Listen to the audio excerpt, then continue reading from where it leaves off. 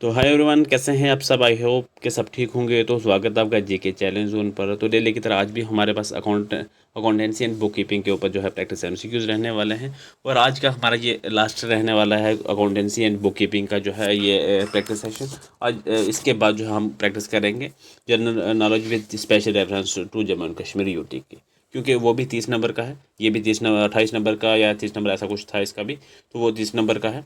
तो उसी को हम जो है वो अब ये काफ़ी लाइक हो चुके हैं। अब एग्ज़ाम के नज़दीक जाके दोबारा से इसकी प्रैक्टिस कर लेंगे ताकि ये थोड़ा सी रिवीजन हो जाए इसकी।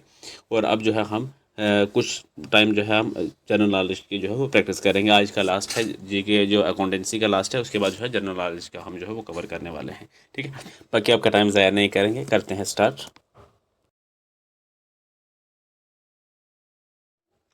तो पहला क्वेश्चन में क्या कह रहा है, स्टेटमेंट बेस्ड क्वेश्चन ही रहने वाले, मैक्सिमम स्टेटमेंट बेस्ड क्वेश्चन ही रहेंगे। कह रहा है कि अकाउंटिंग इन्फॉर्मेशन के रिलेटेड हमारे पास स्टेटमेंट है, हमारे 4 स्टेटमेंट है, हमने बतानी है विच स्टेटमेंट्स आर करेक्ट। जो भी स्टेटमेंट है करेक्ट है वो हमने एज रिटन हमने यहाँ पर बता देनी है। ठीक है, क्या कह रहा है कि accounting information should be relevant to the discussions of users. ये मैं अभी बता लास्ट पे ही जो 4 जो है पढ़ने के बाद ही बताऊंगा ताकि आपको टाइम मिल जाए आंसर करने का। सेकंड कह रहा है कि compatibility helps users evaluate similarities and difference between financial information. Third में कह रहा है कि verifiability means that different knowledgeable and independent observers can reach reasonable agreement that a particular depiction is faithfully representative. Four में कह रहा है timelines means that information must always be available before the transactions occurs. अब हमने बताने हैं इनमें से 4 जो है, 4 में से जो भी सही है वो हमने बतानी है। तो देखिए यहाँ पर कौन सी फर्स्ट भी ठीक है, सेकंड स्टेटमेंट भी ठीक है, थर्ड भी ठीक है, फोर्थ वाली जो है स्टेटमेंट यहाँ पर गलत है। क्योंकि टाइमलाइंस का मतलब जो है इन्फॉर्मेशन अवेलेबल व्हेन नीडेड होना है, यानी कि जब इन्फॉर्मेशन मौजूद हो जब ज़रूरत पड़े। तो इसका मतलब यहाँ पर यह आएगा। तो यहाँ पर फोर्थ वाली स्टेटमेंट हमारी गलत है, बाकी 3 ठीक हैं। ऑप्शन ए हो जाएगा क्वेश्चन नंबर फर्स्ट का राइट आंसर। और कोशिश करना साथ में खुद से भी अटैम्प्ट करने की, लास्ट पे अपना अगर चाहेंगे तो स्कोर कार्ड भी ज़रूर शेयर कर देना, नहीं तो लास्ट के ऊपर आपके लिए एक क्वेश्चन होता है, उसका आंसर ज़रूर करके जाया करें। नेक्स्ट क्वेश्चन है हमारे पास, कॉन्सेप्चुअल क्वेश्चन है अकाउंटिंग प्रिंसिपल्स के ऊपर ये क्वेश्चन रहने वाला है। क्या कह रहा है कि which accounting principle requires that expenses in accord to generate revenue should generally be recognized in the same accounting period as the related revenue. तो क्या आएगा, मैचिंग प्रिंसिपल इसका आंसर हो जाएगा, option B question number second का। Next question है हमारे पास journal entries के ऊपर यह क्वेश्चन रहने वाला है। क्या कह रहा है कि business received 48,000 rupees from a debtor to debtor in full settlement of his account of 50,000 rupees. तो क्या कह रहा है कि कंसल्ट द फॉलोइंग स्टेटमेंट। हमने जो 4 स्टेटमेंटें दी हैं इनमें से हमने बतानी है कि कौन सी ठीक स्टेटमेंटें दी गई हैं। पहले में कह रहा है कि कैश जो है bank account is debited by 48,000 rupees. Second कह रहा है कि discount allowed account is debited by 2,000 rupees. उसके बाद debtor account is credit by 50,000 rupees. Fourth में कह रहा है कि the transaction result is an increase in the forms total assets. तो हमने बताने हैं यहाँ पे कौन सी जो है वो गलत स्टेटमेंटें हैं, सॉरी गलत नहीं, विच स्टेटमेंट्स आर करेक्ट। जो भी सही स्टेटमेंट है वो बतानी है, करेक्ट स्टेटमेंट है। तो यहाँ पे फर्स्ट सेकंड थर्ड ये है, ये तीनों स्टेटमेंटें ठीक रहेंगी। फोर्थ वाली स्टेटमेंट का हमारी जो है वो गलत है, क्योंकि जो टोटल एसेट एक्चुअली जो है 20 सॉरी 2,000 जो है डिक्रीज होता है, क्योंकि अवेलेबल जो है 50,000 जो है डिक्रीज हुआ, बट कैश जो है 48,000 इंक्रीज हुआ। इस वजह से फोर्थ वाली स्टेटमेंट हमारी गलत स्टेटमेंट दी गई है। फर्स्ट सेकंड थर्ड ओनली जो है यहाँ पर राइट हो जाएगी, option A question number third का राइट आंसर है। फोर्थ क्वेश्चन है वोचर के रिलेटेड क्वेश्चन हमारे पास। Which document would provide the strongest primary documentary support for recording credit purchase of goods from a suppliers. कौन सा purchase invoice received from the supplier. Option A इसका right हो जाएगा question number 4 का। Next question है हमारे पास depreciation के रिलेटेड क्वेश्चन रहने वाला। क्या कह रहा है कि a machine is purchase for 5 lakh rupees. Its estimate residual value is 50,000 and useful life is 5 years. Under this straight line method, the annually depreciation will be। देखिए यहाँ पे क्या होता है कि जो स्ट्रेट लाइन डिप्रिशिएशन में क्या होता है कि जो डिप्रिशिएशन अमाउंट होती है उस वो इक्वल होती है कास्ट के। उसके बाद कास्ट में से माइनस किया जाता है रेजिडुअल वैल्यू को, माइनस करने के बाद जो है जितनी अमाउंट बचेगी उस हिसाब से हमने यहाँ पर जो है कितनी एनुअली बनती है डिप्रिशिएशन वो हमने बतानी होती है। देखिए क्या होगा कि सबसे पहले कितना था, 5 लाख रुपए। 5 लाख में से हमने जो है ये रेजिडुअल वैल्यू कितनी है वो हमने वो माइनस कर देनी है। कितनी, 50,000 माइनस कर दे। अब 50,000 माइनस करने के बाद जो है 4.5 लाख हमारे पास जो है बच रही है। अब 4.5 लाख की हमने जो है वो डिप्रिशिएशन बतानी है कि कितनी एनुअली जो है इसके बनेगा। तो वो अगर हम सीधा 4.5 लाख को जो है डिवाइड करेंगे 5 के साथ, 5 यानी कि साल के साथ, 5 ईयर्स के साथ हम डिवाइड करेंगे तो ये 90 ईयर बन जाएगा पर एनम। ठीक है, 90,000, 90 ईयर नहीं 90,000 बन जाएगा। तो इसका आंसर भी 90,000 आएगा। ऑप्शन बी क्वेश्चन नंबर 5 का राइट आंसर। अगला क्वेश्चन है हमारे पास फाइनेंशियल स्टेटमेंट रहने वाली है। क्या कह रहा है कि which of the following adjustment affect both statement of profit and loss and the balance sheet. 4 statement है हमारे पास जो सही है हमने वो बताने हैं। क्या कह रहा है कि outstanding salary, prepaid insurance, depreciation on machinery, drawing by proprietor.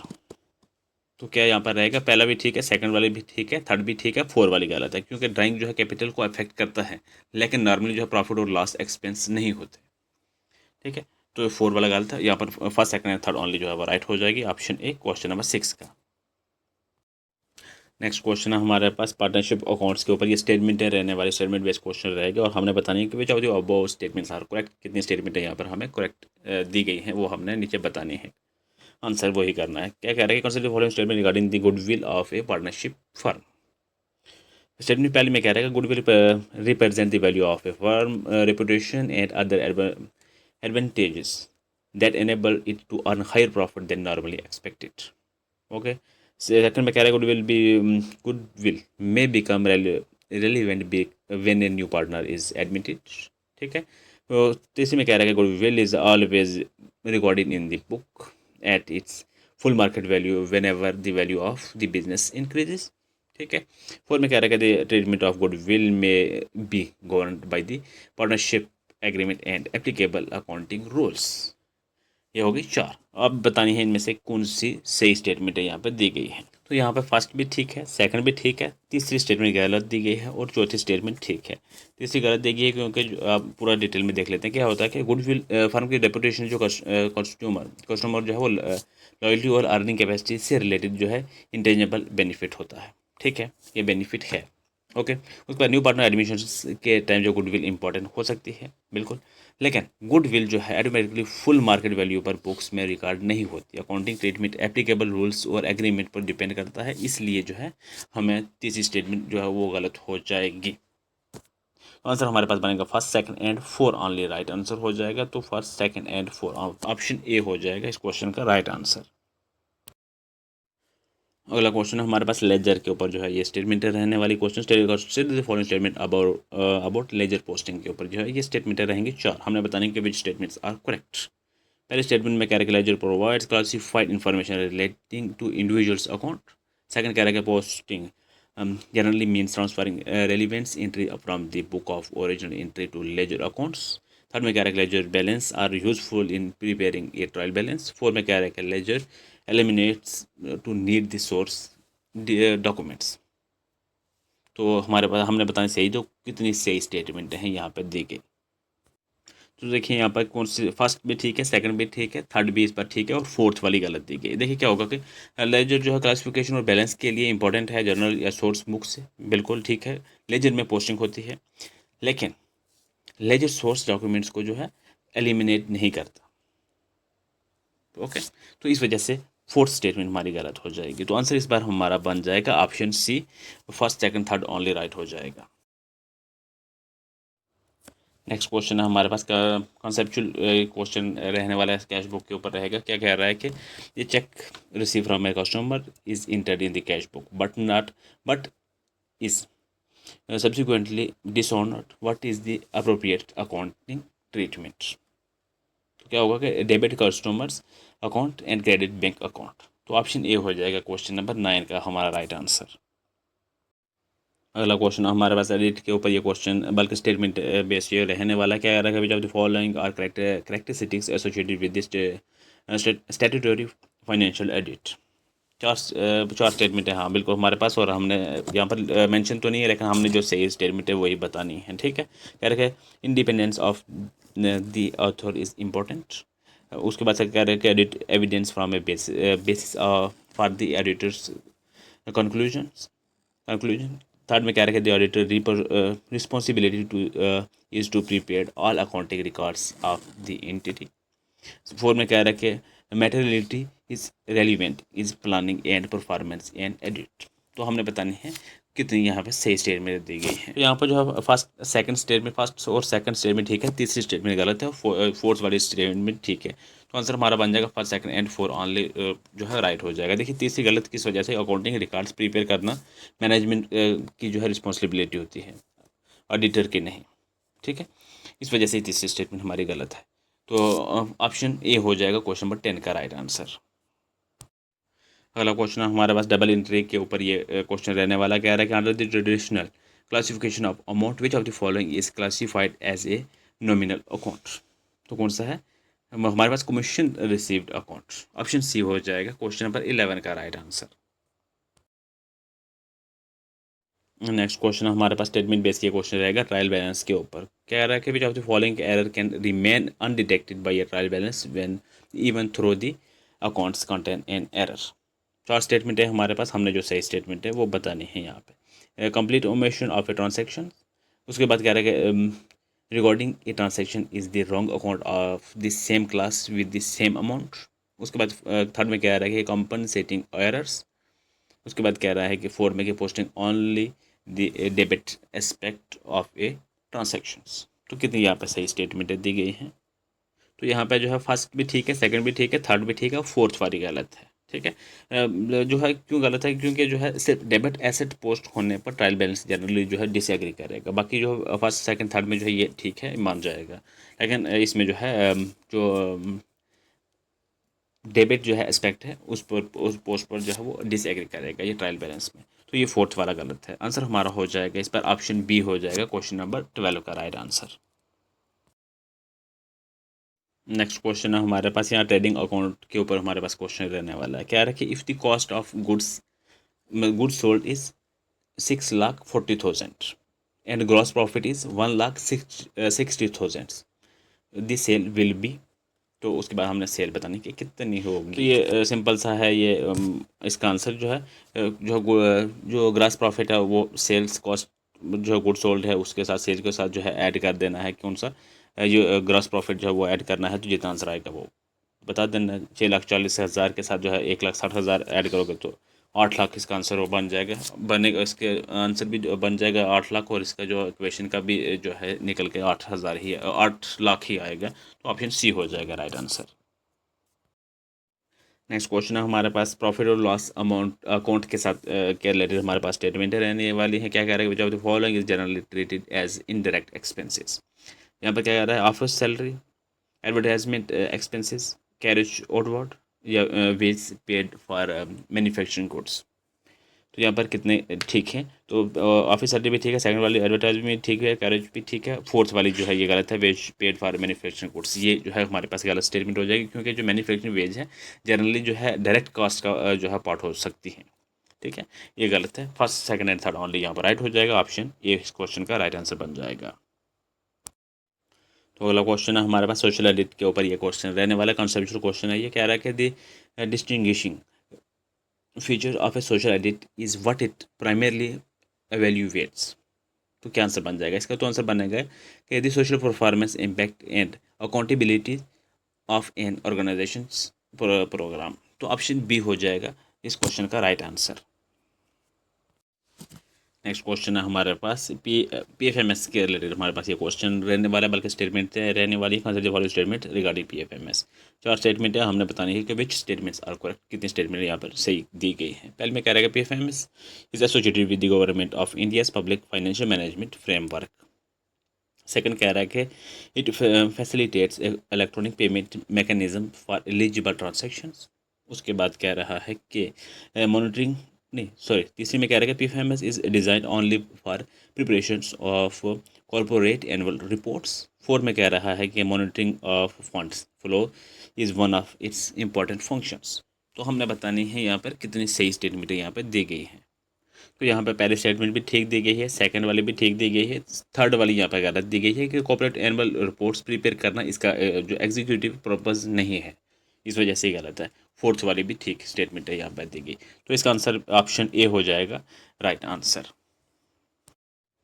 अगला क्वेश्चन क्या कह रहा है, क्वेश्चन नंबर 17 में स्टेटमेंट बेस्ड क्वेश्चन है ये, टैक्सेशन और जीएसटी के ऊपर ये स्टेटमेंट रहने वाली है हमारे पास चार। Consider the following statement regarding input tax credit यानी कि आईटीसी और अंडर जीएसटी। ये इसके रिलेटेड हमारे पास जो है ये चार स्टेटमेंट है हमने बतानी है जो सही है। पहले में कह रहा है कि आईटीसी यानी कि input tax credit. ITC allows eligible tax payer to set off the tax paid to eligible inputs. Output या इनपुट सर्विसेज जो है against other output GST liability subject to applications conditions. Second statement में कह रहा है कि ITC is automatically available on every purchase made by the registered person irrespective of the nature of the purchase. Third में कह रहा है कि proper tax documentation and fulfilment of prescribed conditions are relevant for claiming ITC. Four में कह रहा है कि ITC is intended to reduce the cascading effect. तो यहाँ पर जो है कैस्केडिंग इफेक्ट ऑफ टैक्सेस, ठीक है। तो यहाँ पर जो हमने बताना है कि कितनी यहाँ पे सही स्टेटमेंटें दी गई हैं। तो यहाँ पे पहली स्टेटमेंट ठीक दी गई है और सेकंड वाली स्टेटमेंट यहाँ पे गलत दी गई है, थर्ड ठीक है, फोर्थ ठीक है, यानी कि फर्स्ट थर्ड एंड फोर्थ जो यहाँ पे करेक्ट आंसर बन जाएगा। ऑप्शन ए हो जाएगा क्वेश्चन नंबर 17 का राइट आंसर। तो अगला क्वेश्चन क्या कह रहा है हमारे पास, यहाँ पे बजटरी कंट्रोल के ऊपर ये स्टेटमेंट रहने वाली है। यहाँ पे चार हमने जो है सही बतानी है, यहाँ पर लिखा नहीं है, मेंशन नहीं किया, लेकिन हमने जो सही करेक्ट स्टेटमेंट है वही बतानी है, ठीक है। अब बल्कि हाँ लिखा है कि which statement correctly describe budgetary control, हाँ ये यहाँ पे लिखा है, करेक्टली जो है वो बतानी है। It involves establishing budgets for future activities, ठीक है। सेकंड में कह रहा है कि actual result are compared with budgeted figures. फिर कह रहा है कि significant variance may required investigations. Four कह रहा है कि budgetary control is concern only with cash receipts and payments, ठीक है। तो यहाँ पर कौन कौन सी जो है वो सही स्टेटमेंट दी गई हैं। तो पहली स्टेटमेंट यहाँ पर ठीक है, सेकंड वाली स्टेटमेंट ठीक है, थर्ड वाली स्टेटमेंट ठीक है, फोर्थ वाली स्टेटमेंट यहाँ पर गलत दी गई है। क्यों गलत है, देखिए बजटरी कंट्रोल सिर्फ कैश तक लिमिटेड नहीं होता, इसमें जो प्लानिंग बजट जो है प्रिपरेशंस एक्चुअल वर्सेस बजट जो है कंपैरिजन और वेरिएंस एनालाइज इंक्लूड होते हैं, ठीक है। इस वजह से फोर्थ वाली स्टेटमेंट गलत है, first second and third only यहाँ पर राइट हो जाएगा। ऑप्शन ए क्वेश्चन नंबर 18 का राइट आंसर बन जाएगा। अगला क्वेश्चन हमारे पास कॉस्ट अकाउंटिंग के रिलेटेड हमारे पास ये क्वेश्चन रहने वाला है। फैक्ट्री प्रोड्यूस जो है 10,000 यूनिट, टोटल फिक्स कॉस्ट उसने रखी है कितनी, 2 lakh rupees, and variable cost per unit की पर यूनिट की जो 30 रुपये है। ये total cost per unit will भी काफ़ी इंटरेस्टिंग क्वेश्चन है, लेकिन आसान भी इस तरीके से है क्योंकि यहाँ पर जो है फिक्स कॉस्ट भी यहाँ पर बता दी गई है, यूनिट भी बता दिए हैं और पर यूनिट का प्राइस भी बता दिया है, तो इसलिए थोड़ा सा आसान बन जाता है। थोड़ा सा दिमाग लगाएंगे तो बिल्कुल आसानी से हो जाएगा। देखिए क्या होगा, तो थोड़ा सा समझते हैं कि फ़िक्स जो कास्ट कितनी है यहाँ पर, पूरे यूनिट्स की जो 10,000 यूनिट है उसकी कास्ट कितनी है, 2 लाख, ठीक है। 2 लाख को हम यहाँ पर लिखेंगे। उसके बाद जो है उसमें यूनिट कितने हैं, 10,000 यूनिट है।